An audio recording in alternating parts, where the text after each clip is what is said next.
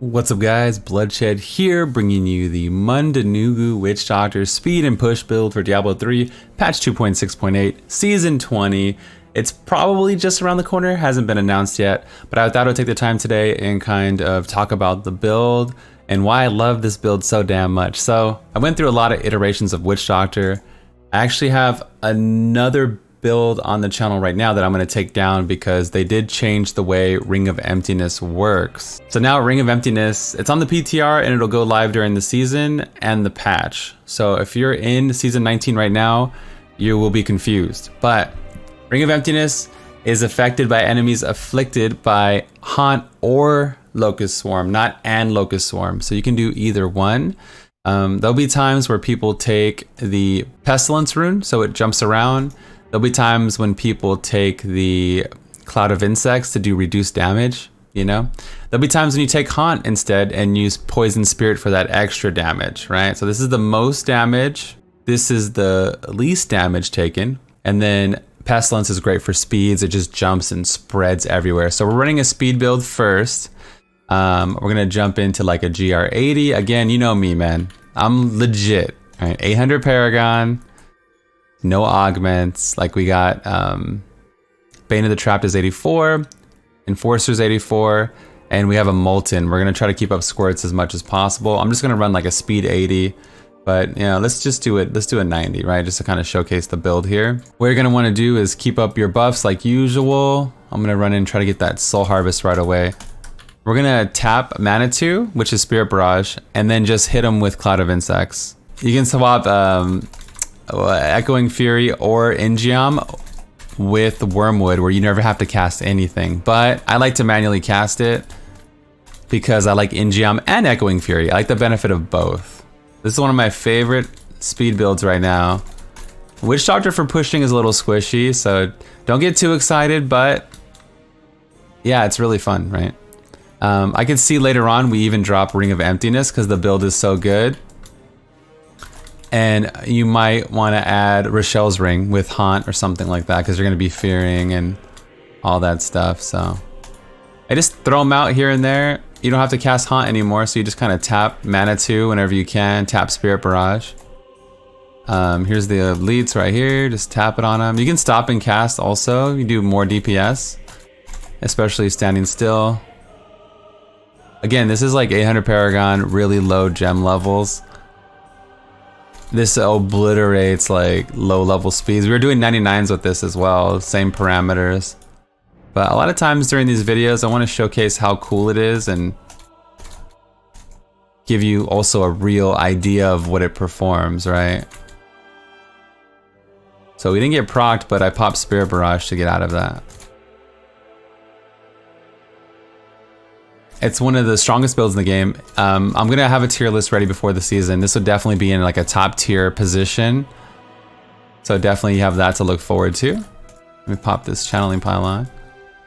As you get more survivability, you can drop Lakumbas and wear Nemesis bracers as well. There's like room for growth, you know, in the build. You can also maybe take off Ring of Emptiness and wear like Unity if you're solo or you're hardcore. I might play this on hardcore, so I'm not sure yet. We'll have to see. Kind of stuck in this corner here, but yeah, I know Ingeom and Echoing Fury is a little redundant. I use it in a few of my builds, like I think Barb as well. I just like it, you know? It feels good, and if you're playing with really savage like key farmers, you won't be too far behind using Ingeom, right? So definitely keep that in mind. If you're playing solo, you might not even need Ingeom. And then again, you can use Wormwood or anything else you want in the cube. The seasonal theme allows so much freedom and I think you guys will like it. So for the push build, I really like Echoing Fury. It feels awesome. Manitou, if you don't know, scales really well with attack speed. And it's just cool because you group them up with Piranha and you're, you know, DPSing them down, you're getting your cooldown back with Grave Injustice, and it just feels like it's a nice cycle, like a Piranha Death NATO cycle, right? We're using Sacred Harvester to get 10 stacks to get damage reduction with Lakumbas. We also get 10 stacks of Soul Harvest for the armor. And remember we talked about Cloud of Insects earlier. You get that damage reduction when you do it. I'm gonna take you guys through a GR, but I'm just kind of giving you an introduction to the playstyle. We're using Belt of Transcendence to kind of create a barrier wall of fetishes, and it does help on the Rift Guardian. The fetishes actually will take the hits of some of the abilities, and you can hide behind them. So kind of worry about your positioning a little bit. Manitou did get an attack speed nerf, but it's still really good against the Rift Guardian. Not good enough to not bring Stricken, in my opinion. So I still would bring Stricken. We're stacking cold damage, double crit everywhere. If you can get a good Barber, you want to wear it. It's faster than the Echoing Fury, and the Echoing Fury fears them everywhere. So you want to wear this at the last resort, I'd say. You could also wear a Sacred Harvester. That would work too.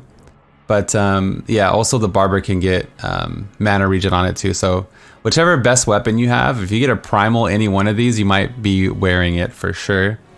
Trapped, Enforcer, right? Spirit Barrage benefits from the Enforcer gem. And I'm wearing red gems for armor because Witch Doctor's squishy. And then yeah, we're using the Soul Harvest to also give us more armor from that. Creeping Death allows our dots to just continuously go on forever from Prononado. It actually scales with that as well. And from Locust Swarm. So I'll just kind of take you through. And if you're playing on hardcore, I didn't really want to nerf my damage too much, so I just swapped Unity for Echoing Fury. And of course you want to wear the Unity if possible, because if you wear it, you get the elite damage, right? I just didn't have a good Unity. All right, for the push build, same deal. We're using 84 gem levels and 25 Stricken and 800 Paragon. I'm going to explain to you as we go. Bad map, but you know, it is what it is. I'm going to Spirit Walk and keep up my Soul Harvest stacks. So we're going to, so there's a bunch of mobs here and a ghost. I'm just going to Spirit Walk into them and try to get as many stacks. We got 8. And I'm going to group them up with Prononado. Well, I'm going to Locust Swarm and Prononado depending on how dire the situation is. So I'm okay right here for a second. I'm going to Locust Swarm, NATO, and then start DPSing. You want to stay like mid-range, like this. I'm going to go in, re-dot, keep up my buffs. I'm standing in poison, so this can be bad. I'm going to Prononado here. I might step out of this, yeah. It's really, so you can see with the Echoing Fury proccing, like the damage is ramping up like crazy. So in an open map, you're doing stupid amounts of damage. I'm going to Spirit Walk through them again, group them up, and start DPSing. You want to stay mid-range for your passives.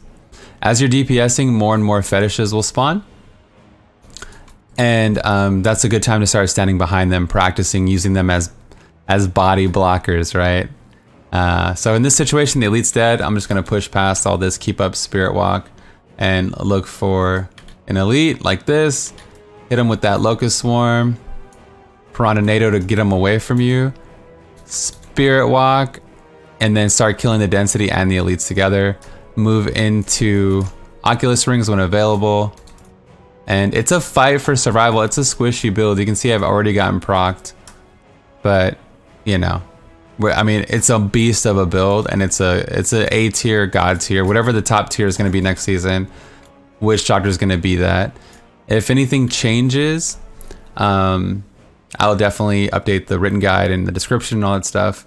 Also, like, the Rift Guardian is pretty chill fight, but really take your time to not lose your stacks, because losing your Soul Harvest stacks on a Rift Guardian is really tough and hard to come back from.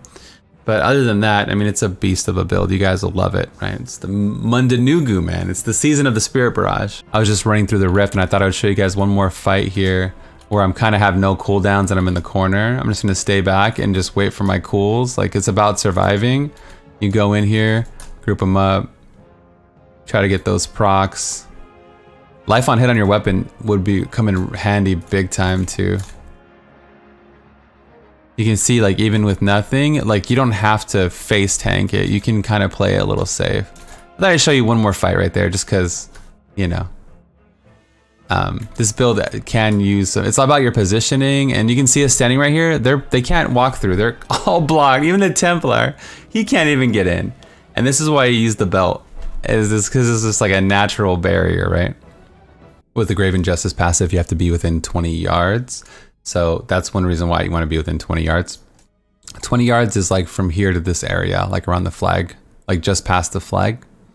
So yeah, it's a pretty good size, and it is increased with gold pickup. So you might have pickup radius on your gear, and you can take that into account. I wouldn't really change anything, but if you want to use like Healing Journey or something, you can.